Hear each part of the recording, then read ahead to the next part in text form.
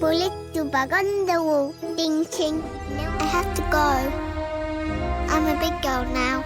Have you ever wondered what Bingo would be like, all grown up? She's close to 5 now, but what about 37? Would she still wonder, still dream? Would she have a baby of her own? There's an episode that answers everything, and it'll stay with you long after it ends. Bye. Bye. Do do do do. Type #FutureBingo if you've ever imagined who your child might grow into.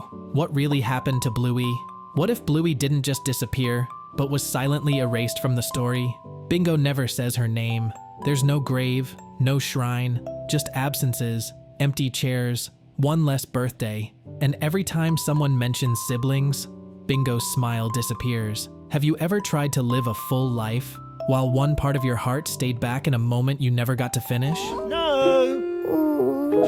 Bingo closes her eyes when she hears the name Blue. She tears up watching her own baby laugh because it sounds exactly like her sister's.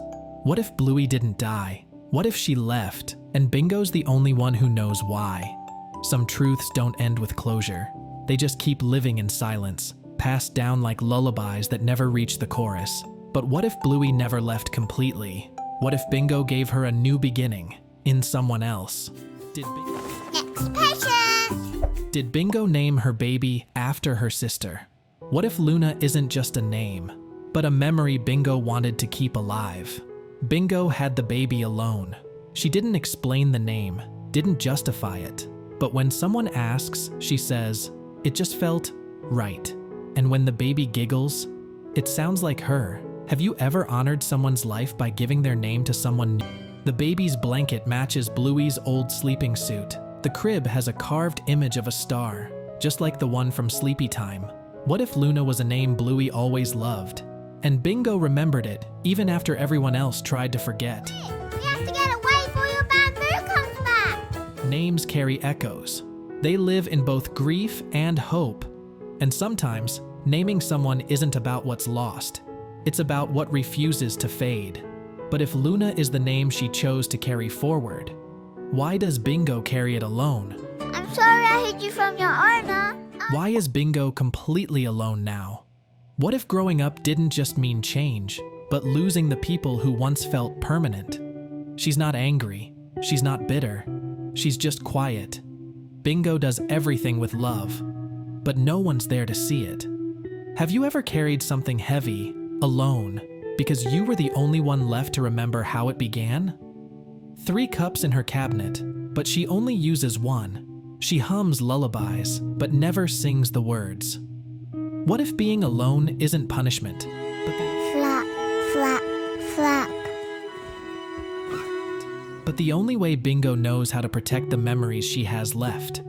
Loneliness doesn't always come from distance. Sometimes it comes from memory.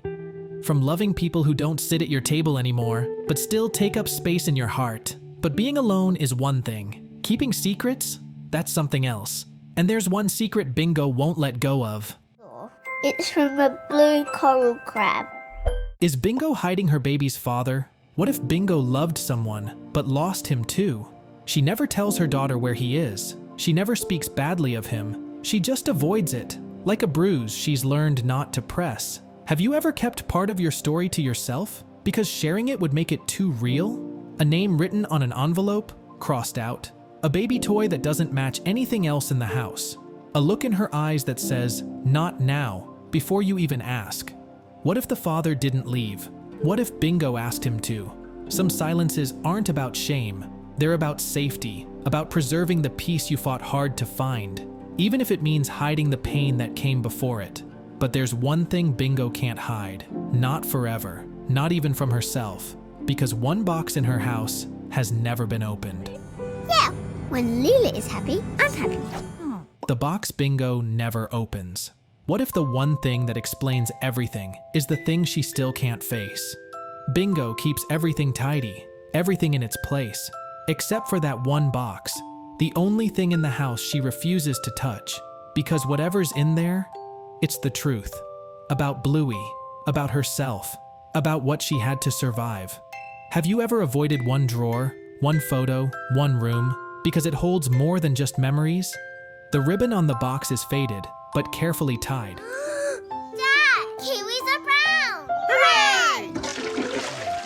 It has Bluey's paw print sticker on it. The dust is wiped off regularly, but the box has never been opened. What if Bluey left something for her, and Bingo's still not ready to see it? Some grief needs a lock. Not because we don't love what's inside, but because we're afraid opening it might mean finally letting go. She never opens the box. She dusts it. She sees it. She pauses. But she never opens it. Because once you open something like that, you can't close it again. And some memories, they don't come out as stories. They come out as silence. No, she's on my team. Why does Bingo refuse to talk about her childhood? What if Bingo's childhood isn't something she forgot, but something she actively refuses to remember? She remembers the laughter. She remembers the backyard. But she also remembers the moment it ended. And now, when people ask, she says, "It's not important." But that's a lie. It's just too important to survive being spoken aloud. Have you ever skipped over parts of your story? Not because they didn't matter, but because they mattered too much. She avoids the word sister. The only framed photo in her home is of herself and Luna, never her as a child. When Luna asks, "Did you have toys like this?" Bingo simply says, "Not really." What if forgetting is how Bingo protects herself from the version of herself that used to have Bluey in it? There are stories you tell with joy, and there are stories you bury, because saying them out loud would break the part of you still trying to hold it together. But even when Bingo doesn't talk about her past, she still acts like it's not over, because every night, she leaves the door open. Bingo keeps leaving her baby's door open. What if she's not leaving the door open for the baby, but for someone else? It's not about airflow, not about creaky hinges. It's a ritual, a habit, a hope. Bingo can't sleep unless the door is cracked, just enough to see in. Or maybe just enough for someone to find their way back out. Have you ever developed a habit you couldn't explain because it helped you feel safe? She stares at the door before walking away. She never turns the baby monitor all the way off. There's a nightlight shaped like a star, always glowing near the door frame. What if Bingo's not afraid her baby will wake up? She's afraid she won't hear her leave. Love doesn't always look like lullabies. Sometimes it looks like a door left ajar, just in case history tries to repeat itself. But maybe the real fear isn't what might happen again. It's what already happened because of something Bingo did or didn't do. Something she can't forgive. You mean we can't make him feel better? Did Bingo make a mistake she can't forgive? What if Bluey is gone because of something Bingo never fixed? There's a weight in her chest she never names, not even to herself. When her baby falls, she flinches, harder than most parents would. When Luna cries, Bingo rushes in too fast because she knows what it's like to not be there in time, or to be there and still lose everything. Have you ever blamed yourself for something that wasn't really your fault? Because someone had to be blamed? A journal entry torn out, a drawing that once showed two sisters, now taped shut. She whispers, "I'm sorry," in her sleep. What if Bingo thinks she had a chance to save Bluey, and she failed? Some wounds don't come from what others did. They come from what you think you didn't do enough of. But maybe Bingo didn't lose Bluey. Maybe she chose to let her go, and the ache that's left isn't death, it's distance. Is Bluey gone? Or did Bingo let her go? What if Bluey leaving wasn't an accident, but a choice Bingo made? Maybe Bluey couldn't stay. Maybe Bingo pushed her away, not out of anger, but protection. Sometimes you lose someone by loving them the wrong way, or at the wrong time, and you don't realize it until years later. Have you ever let someone walk away and spent every day wondering if it was the right thing? Bingo walks past a park where they used to play. She almost calls out, but no one's there. What if Bluey's still out there, but the silence between them is louder than any goodbye? Loss isn't always death. Sometimes it's the space between two people who couldn't stay on the same path and loved each other anyway.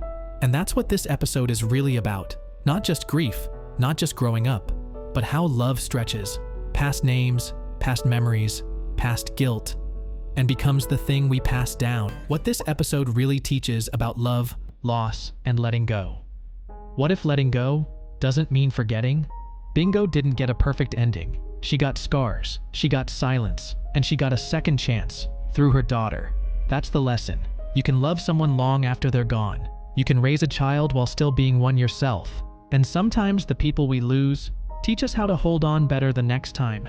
Have you ever loved someone so much you found pieces of them in the next person you loved? Luna has Bluey's eyes, her laugh. She crawls toward the window where Bingo is still watching the stars. What if Bluey chose Bingo to carry her story forward? Not as a burden, but as a gift. This isn't just an episode about loss. It's about what survives it. The names, the stories, the ways we keep each other alive, long after we stop saying it out loud.